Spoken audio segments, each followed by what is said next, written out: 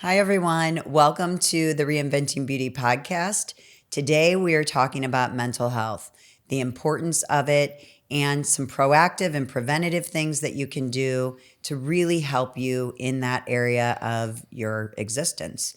Today, we're going to be joined by a well-known author, a therapist, and speaker that I have had the pleasure of working with personally, and also someone that works with our team as well. Today we are joined with Gina Birkemeier. Gina, why don't you tell us a little bit about yourself? Well, thanks for having me, Nicole and Charles. It's great to be here with you guys. And a little bit about me and how I get to where I am. It comes from my own story and my own journey of healing, and then helping people find their way holistically to navigate worlds that they live in, whether it's professional, personal, that mental, emotional, physical, and spiritual, and bringing all of that together. And I have a background in helping people through generational trauma as well, becoming cycle breakers and moving on to a new narrative for themselves and those around them.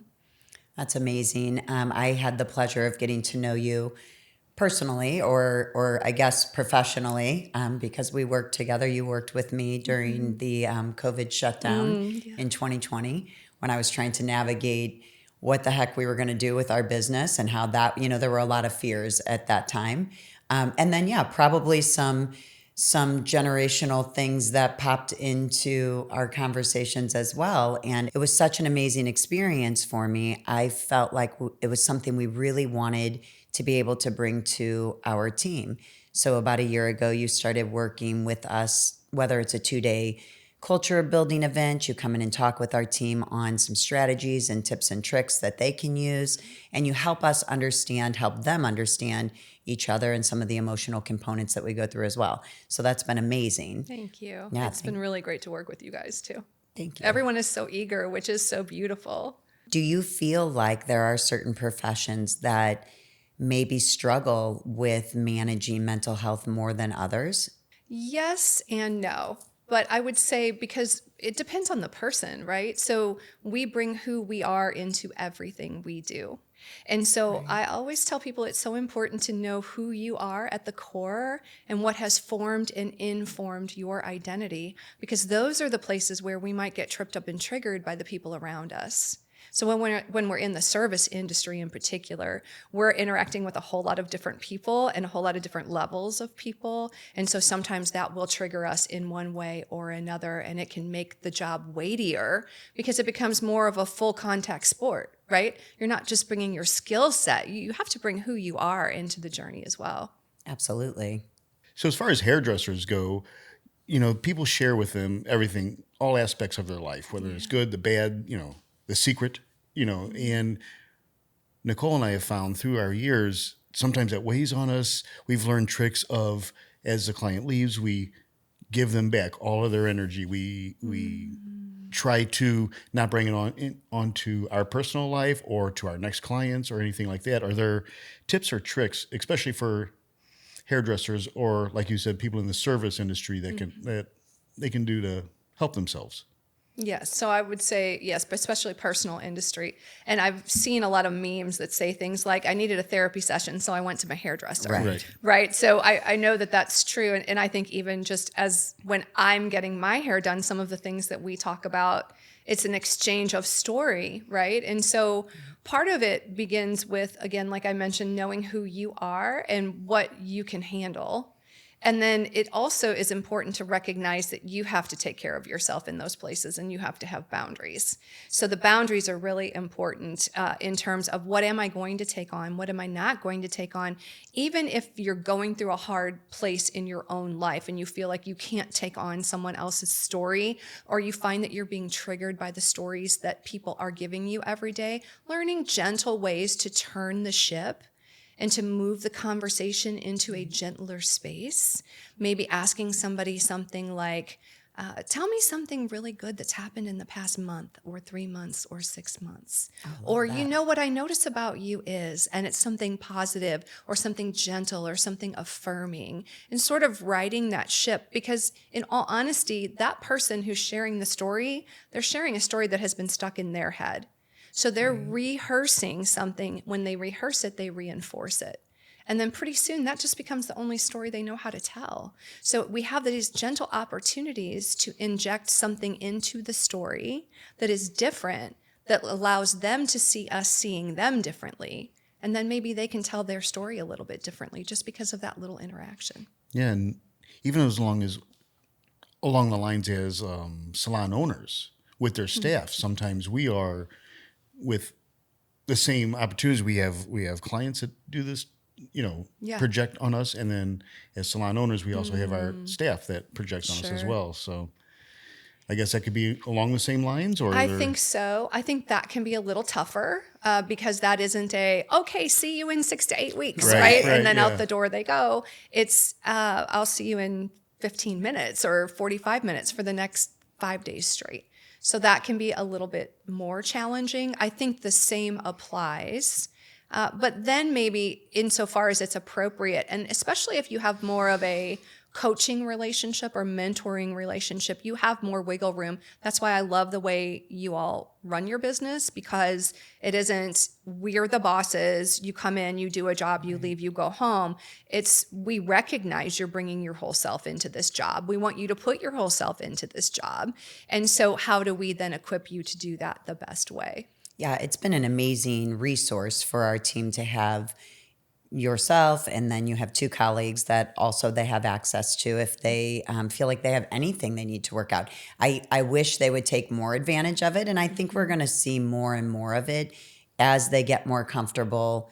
And I think really as the world is changing and recognizing mental health isn't a bad word, or trying to understand how to navigate things doesn't make you weak. It's a much different conversation. Yeah, or embarrassing. Yes. It's a much different conversation than it used to be.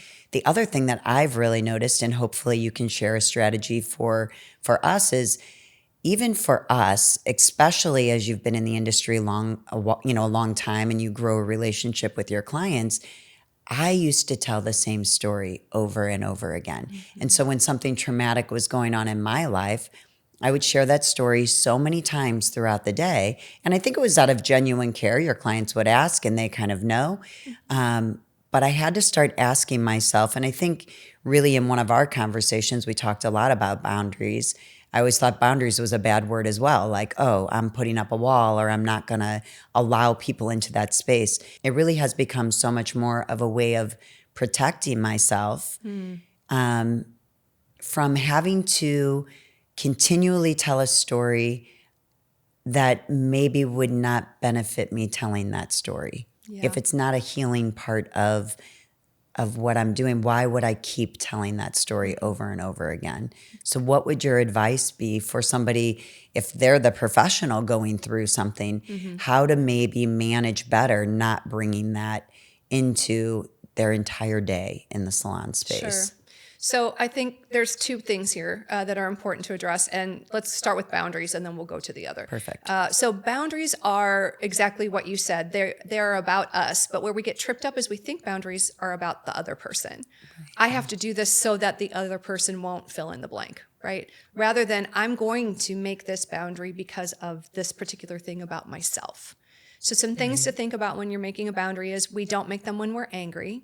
Because if we make a boundary when we're angry, when we're not angry anymore, we won't hold that boundary. And then what we've taught the person is how to violate our boundary, right? That if they push the right button and get us happy again, then we don't have that boundary with them anymore. Until we're really angry, and then we throw up a giant wall again, and then we're not angry anymore, and then we knock it down. Amazing. Right? So really thinking about when you make your boundary, make it from a place of centeredness, whether that means that you're going to call a therapist or a trusted friend who's going to help kind of talk you through. And then you're going to make the boundary insofar as what is protective to me, not punitive toward the other person. Right. So I'm looking at the thing that is healthy for me, so that I'm teaching the people around me how to treat me. Amazing. I love that. So that's the boundary piece. And then the second piece I would say is when we're telling our story over and over again, asking ourselves, curiosity is one of the best tools that we can use with ourselves and with other people, because it keeps us out of shame, it keeps us out of judgment, and it keeps us out of rigidity. So it really allows us to be flexible in our thinking, in our emotions, in our interactions. And when we tell the same story over and over again, it becomes more and more rigid, right? So getting curious about it and saying, I wonder, what is my motivation in telling this story again? Sometimes if we're wounded, we tell the story over and over again because we think as long as we keep reminding ourselves of that terrible thing that happened, then we're justified in how we feel about it. Right. Right.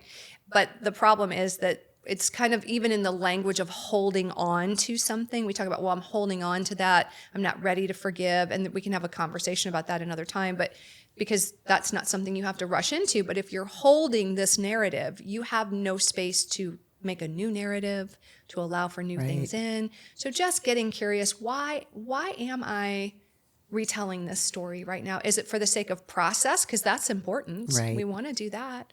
Or am I really kind of reinforcing? And how does my body feel when I've told that story 5, 6, 7, 8, 9, 10 times in a day? How's my body feeling? Am I energized by that? Am I exhausted by that? Really thinking about that. And when the person says, hey, tell me what's going on in your life? Oh, a whole lot of things. It's a mixed bag. And then maybe pick like one good thing that you want to share. Now that's a great way to go into approaching it, because there are two things that you said that I remember now from our time, where it's like, yes, sometimes you do need to work through the story and it can actually serve a purpose. But I started to ask myself the question, is this serving me well today? Is it something that maybe emotionally I can't even handle telling that story today? And so allowing myself to be in a place where I don't have to do that is something that's been very, very helpful. I'm not behind the chair as much as I used to be, so I don't feel the weight of that the same way, but I definitely feel it for our staff and our team. Sure. So yeah, that's great. So now that you've spoke on that a little bit, what are some of the strategies that people can put into place that they might be able to protect themselves a little bit more? Yeah. So I do think that part of it is knowing your vulnerabilities. If we don't know what our triggers are, we're going to walk through the world getting triggered in places that we don't expect. And when it's at work, that's really difficult. So I think it's important to know your story. Where are the places that you have struggled? Where are the places where you have drawn on successes? And how do you continue to draw in those successes? I tell my clients all the time, I know you've heard this, I've said it when I've worked with your team, you can't pour from an empty cup. So making sure that the pitcher is full, and whatever that looks like for you. I'm a big fan of looking at yourself holistically. You're not just your emotions. You're not just your body. You have a spirit. You have this whole self that needs attention, and you bring your whole self into your work. So recognizing the things that feed your soul, recognizing the things that bring you peace and joy, and the things that also tap you of those things. And then making sure, because sometimes the truth is we can't avoid everything that draws on our energy, right? We put our energy out in the world every day. And so that's okay to do as long as you're remembering to fill the cup. So part of it might begin with learning who you are. And I recommend journaling. That's a really great way to just sort of explore your own thoughts and feelings, what you believe about yourself, what you believe about other people, what you believe about the world around you, and even what you believe about God. And so much of that is informed by how you were raised and the people who poured into you. So recognizing, where am I believing some things that really aren't helpful and aren't true? Right. And then working on reframing some of those beliefs. I'm a huge fan of not just doing that work within the context of a relationship with a therapist, but you can do that in group relationships too, in healthy partner relationships and healthy friendships. Those are all places that sort of allow you to experience yourself through someone else's eyes in a way that is maybe more gentle than how you've treated yourself.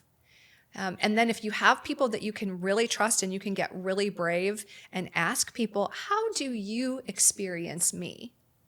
And sometimes that allows you to think about, oh, this is what I'm projecting, and that must be coming from a place of defensiveness.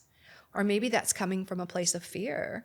Or maybe that's coming from, it's a good thing, and it's coming from a place of playfulness or creativity. And really allowing, because we get stuck in our own head, and we think that the way we see ourselves is the way the world sees ourselves. And so often that's not always true. And so, especially when we're really hard on ourselves and if we lean more perfectionistic.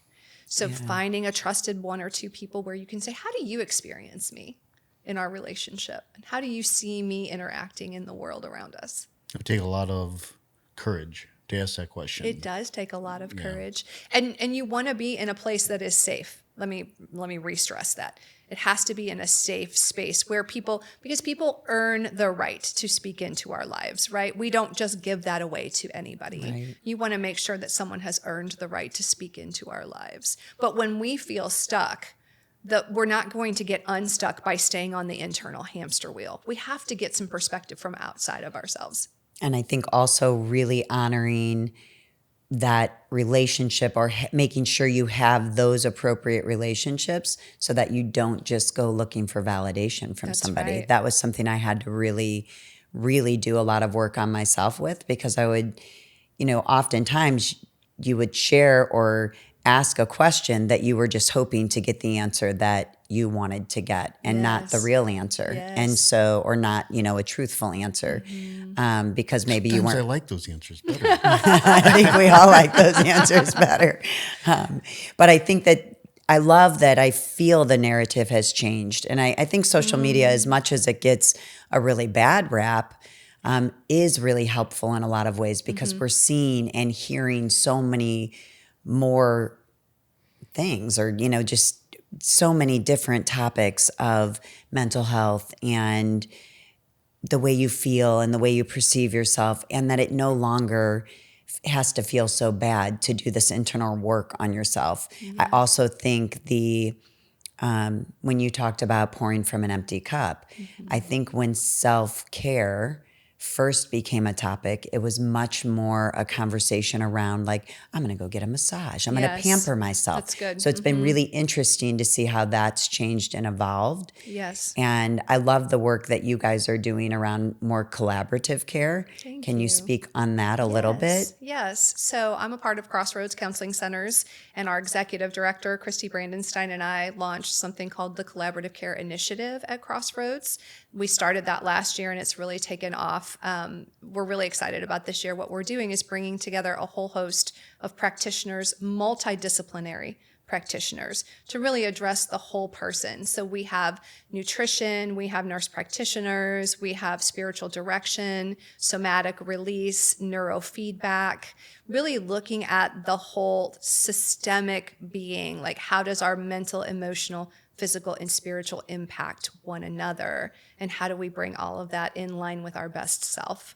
So somebody could go and work with all of those different individuals and have this whole approach to self, and not just, a piece of it that's, dealing with the emotional component that can go into the health as well. How much do you feel the nutrition piece of it is beneficial? That's something that That's like I feel a whole nother podcast, right? I mean, that is so important. We've learned so much about gut health, and really we call it the second brain. We know that now. We understand what inflammation does to the brain and the body. We recognize when there's imbalances in our thyroid and our hormones, how that impacts our mental and emotional health, how certain micro and macro nutrients that we are deficient in will impact our mental and emotional health. So it is so connected. Yeah. It's interesting. I think we are going to continue to see so much growth in that area, and maybe ease in getting that information. Yes. Because it is a little bit overwhelming when you start really diving into it. It's like, I don't even know what I should eat anymore. It gets a little crazy. So we'll have to come back to that for another podcast. Yeah, that'd be great. Because I think that would be great content to be able to share. Hairstylists in particular, when we have the craziest schedules. Yeah, So we don't that's eat true. when we're supposed to. Most of the time our dinner happens very late at night. Lunchtime happens within about 3 minutes. So. Oh my goodness. Right. Yes. Yeah. So we're learning and trying to embrace ways to care for ourselves and our team a little bit better through those things as well. That's wonderful. Yeah. Yes, I'm glad you brought up self-care, because I think there's still some misconceptions around self-care, where self-care is the massage or getting your nails done or going on a shopping spree. But what I ask my clients to consider at the backside of their self-care adventure is anything depleted as the result of their self-care adventure? Oh, that's a great question. So, that's a great question. Because really, like, oh, that was a great day. I am now $750 in debt, right? Or I am exhausted from running around, or I have a hangover because my self-care was partying with my friends. So is there anything that is depleted, or do I literally feel like somebody has overflowed my pitcher because I practice the right and appropriate amount of self-care? I used to say that, you would spend the day doing whatever, whether it was relaxing or over drinking or whatever it was. It could be fun. It could be relaxing. If the end result is I've finished the day and I'm still super stressed and overwhelmed, you've got to look for a different way. That's right. And there's not a quick fix to it. That's right. It's learning balance. It's learning your boundaries and then just trying to manage all of that. Yes, and I appreciate you saying that, because we did have the conversation about boundaries, but we also want to remember that we have to have boundaries with ourselves. Right? Like there should be some things that we have boundaries with ourselves, lines that we won't cross for our own well-being as well. That's great. So in closing, we always ask the same question of everybody that participates in our podcast. I think this will be an interesting answer from a therapist and a speaker and an author, but how do you leave the place, the people around you, how do you leave them better than you found them? Well, I hope that I leave the people around me in the places that I've been, mostly the people around me. I hope I leave them feeling that they've been seen and heard and received, and that they have had somebody sitting with them who held their story, whether we're having fun or it's something sorrowful or something hard or challenging, just that they feel like they have really walked away being seen and known, fully understood and loved because of their time with me. Oh, that's amazing. That's a great answer. I mean, that's something we should all be striving more towards, So thank you so much for joining us today. My pleasure. We are going to have you back and do a nutrition piece. That would be amazing. I think really there could be a piece on every single component that is now being offered. And I love the thought of that. And I want to see that conversation continue more and more, because I think it's going to be the ultimate tool to help people. Happy to do it. And I'll bring some friends. Thank you. That would be fantastic. All right. Until the next conversation. Thank you.